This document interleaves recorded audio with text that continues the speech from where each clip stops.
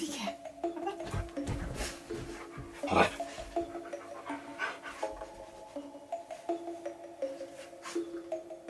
Thank you. Yes. Did you inspect my hat? You know? Did you like it? Did you like my hat? No. Please up. For a biscuit, will you up? Yes. Okay, up then. I'll give you a biscuit. Can you sit up? No. No, you get the biscuit after. You get the biscuit after you sit. Good boy. Oh, finger! You get a bit of chew. You actually chewed my finger. I know it's like similar consistency to that squishy biscuit, but it's on the chair. You're not. Well, you can't. Technically, you are laying. Can you sit? Can you sit? Good boy. I just want to check. Head's still going to be in the camera. Don't need hat boots, you know. Still are in. I don't need my makeup adjusting. Thank you.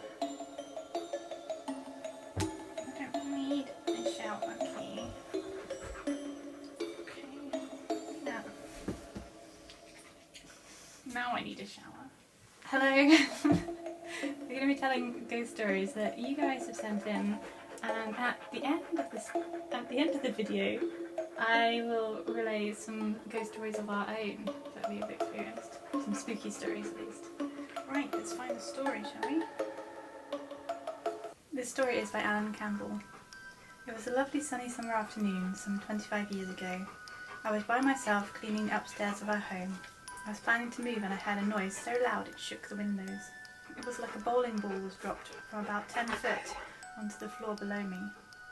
I went down to investigate but found nothing that could explain what I heard. Retreating back upstairs to continue cleaning, I felt the coldest chill that made the hairs stand on the back of my neck. I left shortly after. I did eventually move into this house, and over the next few years my roommate at the time did experience some Up! No, don't dance! Up! Up on the sofa! Please, up on the sofa! The aim is not to eat my hand, okay? Up on the sofa, please. Thank you. Wow. Retreating back upstairs to continue cleaning, I felt the coldest chill that made the hairs stand up on the back of my neck. I left shortly after. I did eventually move into this house, and over the next few years my roommate at the time did experience some unexplained noises. We did find out that a young man many years earlier had ended his life. He used to live in this home. 25 years later, and I'm still living here and dealing with the strange noises. Can't say that for the roommate. This story is by Rafi Russell. I live in a cottage in the moors of Exmoor. One night I was walking in the moors for a wander, and I heard a snarl, a growl. That's not a growl. Can you do a growl? I look above my shoulder and I saw a huge black cat with yellow eyes and white teeth. It then disappeared. Ever since I walked through the same place every day looking for this mysterious animal, but no clue. From this day I wondered if there is an Exmoor beast roaming the countryside of southwest England.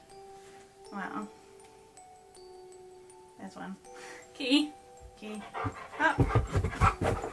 Thank you. There's boy. There's your Exmoor beast. Hello. Can you lay down or sit? Now we can't see your head. Oh dear, chew it please. This story is by Rick's Radvids. When I moved into my mid-century modern home, I noticed a few things around here. In the carport by the entry there is a child's handprint that says Rick 55. My name is Rick. In the driveway there is a single boot print from a lady's small boot. In the HVAC closet there is a message, Bob loves Mary. There are evenings when it sounds like somebody is busy in the kitchen. I've seen the drawers on the cabinet doors close by themselves. And at 9:30 every night there is a bump on the back door like someone has pushed up against it.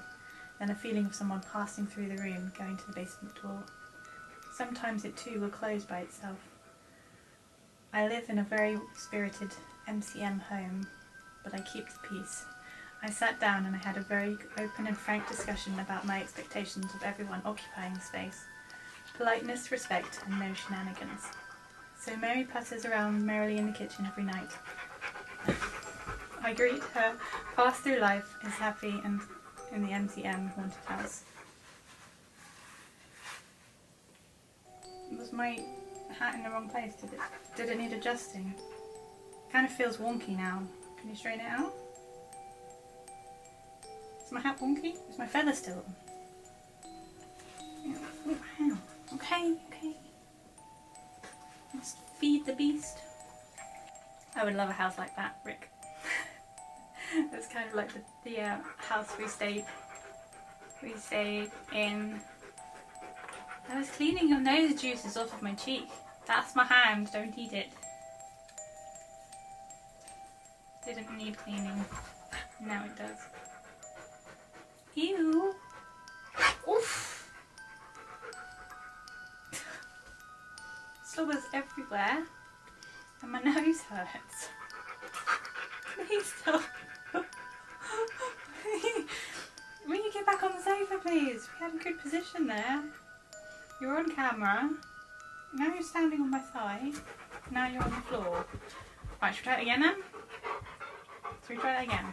Up on the sofa. No, up on the No, you don't help yourself. Right. Oh, no. Why are you down there? Get back up. Thank you. Right. No. This way. Here. Now lay down. Down. Thank you. Ew. Tasia Awful One, I think, is the name of this account. And this is their story. I wouldn't know where to begin, JD, as I've had too many things happen to me throughout my life. However, one short story is that when I was a child, I was looking up at my mother's bedroom window, watching my neighbour opposite standing by the gate smoking a cigarette. The next day, I overheard my parents talking about him, saying how sad it was that he had passed. I was confused. I told my mum I had only seen him yesterday, and she said, "You couldn't have done. He passed away days ago." It's always stuck in my mind, this picture of him standing there. And it's pretty freaky. This story is by Mary Klemzak. A local ghost story. Helen of Coe College, Cedar Rapids, Iowa, USA. Coe College is said to be haunted by the ghost of a girl named Helen Roberts, who died October 19, 1918. She was once a resident of Voorhees Hall and died during the influenza epidemic. Her spirit has now taken up residence inside of the old grandfather clock in the building where she once lived. It had been donated to the school by Helen's parents after her death. During the night, the spirit is said to appear beside students' beds, slam doors and pull covers off of beds. We have a story by Ray Singh, Lovely Bones 74. I'm not sure I've shared this one before, but here goes. I grew up in the Philippines with a rich history of war and colonization. There are interesting ghosts that harken back to our shackled past, like headless friars and women in white. Most ghosts are seen at night. This was broad daylight when it happened. My childhood friend and I were playing on the street one afternoon, after our nap, when we saw a man walking down the street approaching us. He was swaying like he was drunk, which was weird because most people in our neighbourhood got drunk at night, especially after dinner. And this was maybe 2:30, 3 in the afternoon. None of our neighbours got drunk that early. As he got closer and closer, we realised he was wearing a Japanese soldier's uniform, but he had no head. Or rather, no attached head. He was holding it by the hair in his left hand, with his officer's sabre in his right. We scattered and ran into our houses and didn't get back out for the rest of the day. Yeah, that would be pretty frightening, wouldn't it? Would that be frightening? See your head? Shouldn't have asked, should I? Think that would worry you? What would worry you more? Headless man or no biscuits? Don't shove me. Would you be worried about having no biscuits? Yeah, more so than a headless person. Okay, well. I'm just wiping the nose juices off my eye. Didn't need a hat adjustment. I'm getting more and more pushed forwards now. So this story is by B. Bernard. Back in the summer of 1988, I was working as a summer student at a local hospital. I worked the night shift and it was my job to wash the floors and the back halls, offices and basement area. There was also a supply SPD room, morgue and maintenance offices, with all the pipes, some of which supplied oxygen. It was noisy and easily played on the mind of a tired person. I did have a very strange incident in the maintenance office when washing the floor. As I was doing so, I happened to glance into the large mirror that was in front of me, and as I did so, an older man rose from a chair behind me. I started to amble off slowly out of the room, scared the fluff out of me, as I had not seen him earlier when I entered the maintenance office. I don't think it was a ghost, but it was freaky nonetheless. Okay, what are you doing? You're just standing on my thigh. Good boy. Whoa, whoa. Ow, my ankle. You've got a claw in my ankle. Can you... Owie. Lay down. Lay down. Lay down. Story is by Stephen Rogers. There was one time me and my grandparents were driving to our static caravan, and it's an hour's drive from our home to site. We were passing through a lovely little village, well known for its fish and chips, so we stopped for some. Just as we finished eating, we witnessed the motorbike accident right in front of us. The bike acted as if it hit something, and the guy flew over the front. He was fine, no injuries, but I went over to help him, and I asked what happened. He said, "I have no idea. It seems like I hit something." There was a clear road in front of us, no cars, animals or people. It was like I hit an invisible person or vehicle. We never found out why he flew off his bike. Easy money. It's got a scary story for you. Ow, that was a something in my back. Sit, thank you. Right, there is a worldwide waffle, sausage and biscuit supply chain shortage. Okay, what's going to happen? What are you going to do about a shortage of foods? Hey? What are you going to do without all of the foods?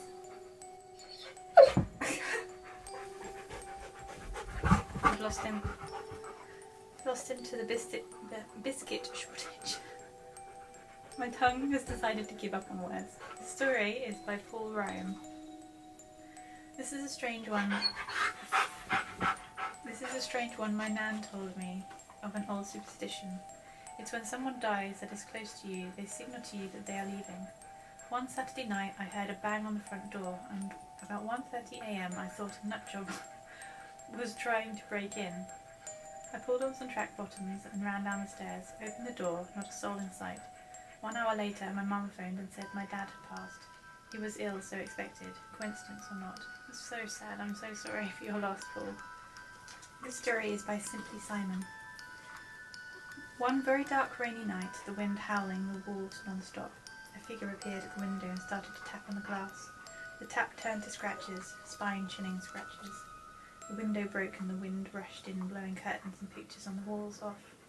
The noise got so loud I had to hide under the bed. All I could make out was the voice say, "Where are the waffles?" I want waffles now. I went to the kitchen and opened up all the cupboards and fridges, screaming, "Waffles, woman, make me waffles now!"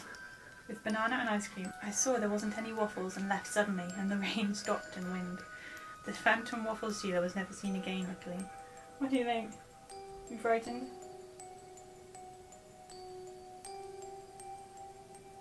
You smack me on you. Why in the eye? That's not where noses go. Noses stay out of people's businesses and eyeballs. This story is by Melody Central 000. Spooky story told from the perspective of my dog. One time I was in my backyard pooping in a bush when I saw an unidentified creature hovering over the grass. It seemed to move with every blow of wind with such menace yet elegant movements. Its body changed shape every so often, going from a blob to completely flat. I wasn't going to give up my land without a fight, so I barked and held my ground until it came charging at me. My owner came out and slayed the creature. For some reason, he was laughing and saying it was just a grocery bag. I don't know what that means, but I almost lost my life. Sound familiar? Yeah, you've been terrorised by a scary black bin bag before, haven't you? It was full up and it was just sort of wafting menacingly. Do you remember that? It's true. Remember the scary bin bag? Do you remember the scary bin bag that scared you? It was very scary, I admit. Ow, my foot! Up on the sofa! No, just get up on the sofa! Key, up! Why is everything so dramatic? But no, will you stop leaning in the gap? Now I can't lean back. Get up, out of the way. This story is by null reference exception. This story is by null reception exception. Last month there was a knock on my door. It was my neighbour. He pointed to the lock and said, "You've left your keys in the door." Oh my god, surprise, confusion. When, how long, etc. I thanked him and didn't think any more about it. A couple of weeks later, after a really cold night, oh my, it was really cold, I woke up and I was walking to my bedroom and noticed the draft excluder at the front of the door was angled as though the door had been opened during the night.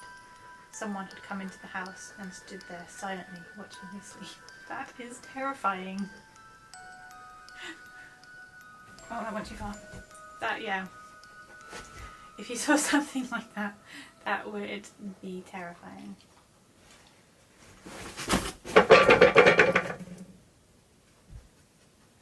That was unnecessary, wasn't it? You didn't need to throw the pillow, you nearly got the light flying. All of these stories that I haven't been able to read today, I will be reading anyway on my own. I can't get through them all with the key, and the really long ones, I just wouldn't have enough time to read them with him staying behind me, and the continuity would be all over the place and it would drive me nuts. Yes, you're knocking things off now, aren't you?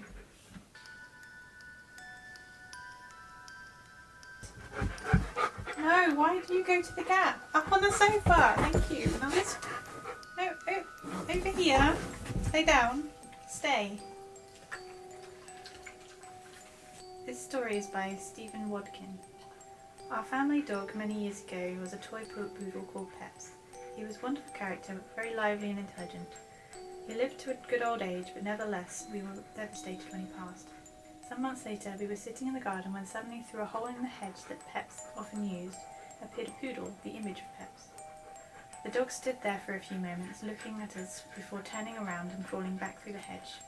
We were somewhat spooked by this. We thought perhaps our neighbours had got a new dog, but when we asked around, none of them knew anything about the poodle, and the dog never appeared again. Was this the ghost of Peps returning one last time to say goodbye? It'd be nice to think so, wouldn't it? So let's talk about our scary stories, shall we? So recently we had a stay in Somerset. The first night we stayed there, we only stayed 2 nights, and this was with my mum, my sister Paige and her partner Vic. And first night my mum and Vic drove to the shops to get some groceries. So me and Paige stayed at the house with the key. We were in, so when you come into the house, there's the doorway, there's a living room there, there's a sitting room there, and then a snug on the side. So me and my sister were in this snug all the way on the side. Key was sort of in the sitting room area, just laid on the floor, and we hear a very loud slide thump. So we look everywhere to try and find what this is. Key's just laid out flat on the floor, it wasn't him. None of our belongings had slid and fell on the floor. We checked upstairs and downstairs and we couldn't find anything that had made this sound. So this kind of set a chain of events of us thinking, ooh, it's a little bit spooky, because we're staying here in October as well. And we did later discover something about this incident, but I'll get to that when we get back to, when we get to that bit. Oh wow, Key. Ow, why do you have to stand on my feet? Why do you have to be right behind my back? So in the room we're staying in, I discover these scratching sounds coming from below the window. Now I put this down to the radiator, which we had just turned on, and later the sound when we turned the radiators off, that scratching sound did go away, but it was creepy at the time. Then we have the morning after our first stay, and I wake up and I find I have a scratch on my thigh. Quite a long red scratch, and I never really have scratch marks on me, so I don't know how this happened. I mean, I could have done it in my sleep because of the direction. It's in a direction that I could have scratched myself. But I never really have scratches on me like that, so I don't know. I don't know where that came from, how I did that. Then there was in the hot tub. I can add in a bit of footage to this. This was very freaky to start with. We heard banging in the hot tub, and this was at night, so it was gone 8, 9 o'clock at night, so it's dark, and there was banging and you could feel it underneath your feet under this hot tub. And this hot tub sat in decking, so there was room underneath it, and it felt so unsettling to feel what felt like someone knocking underneath the hot tub wanting to get in. That's getting louder. What is that? You need to stop that now. That's gross. Stop knocking on the hot tub. With you. We did discover though, the filter inside the hot tub had this little flappy bit of metal, and it was, as the water was pumping in, it was sort of flipping back and forth and making this loud banging sound. It hadn't done it the previous night when we'd used the hot tub, so it was a surprise when it happened. That's why it was so freaky, because it didn't happen before, and with a little bit of adjusting we did stop it from banging. So the most freakiest part of our stay, and the part that we have not been able to explain. So this was on the first night, and they could come out to the hot tub to set it up, ready for us to go in. I had just gone out, and Paige was on the sofa finishing off reading her book. Key was inside, and my mum was inside. So Paige went upstairs to get changed for the hot tub. She was in the bathroom upstairs, and she heard thumping footsteps going up the stairs onto the landing. She opened the door, called down, wanted to see who it was that had come thumping up the stairs quite hurriedly. There was no one there. Me and Vic were outside, and Paige didn't realise that my mum had gone outside to have a walk around. So the only person in the house was him, and he was flat out asleep on the floor. And he wouldn't go up the stairs without me being there anyway. There wouldn't be a reason for him to go up the stairs. So she closed the door, she went back to getting changed, and she heard the thumping on the stairs again. Now, I have told her off for not getting a camera out and filming this, because I would have if I had one available to me.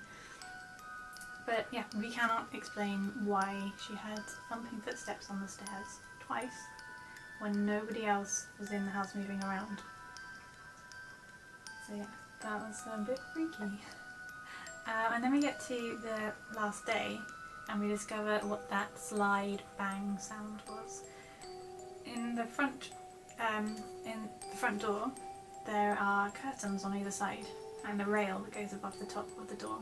Both of these curtains had been moved to one side before we arrived, and what had happened is the curtain rail that was attached to the ceiling, the screws on one side had come out. So somebody had moved the curtain to the right side because the curtain rail was no longer attached fully.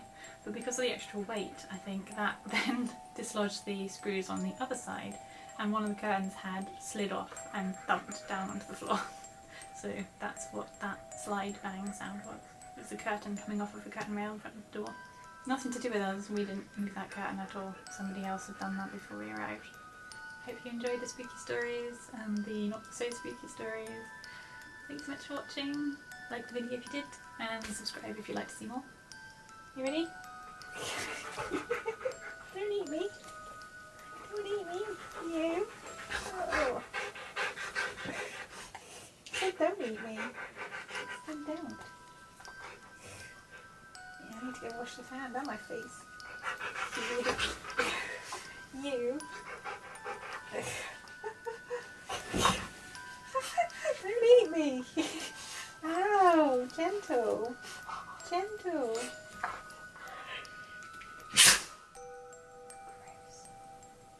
Gross.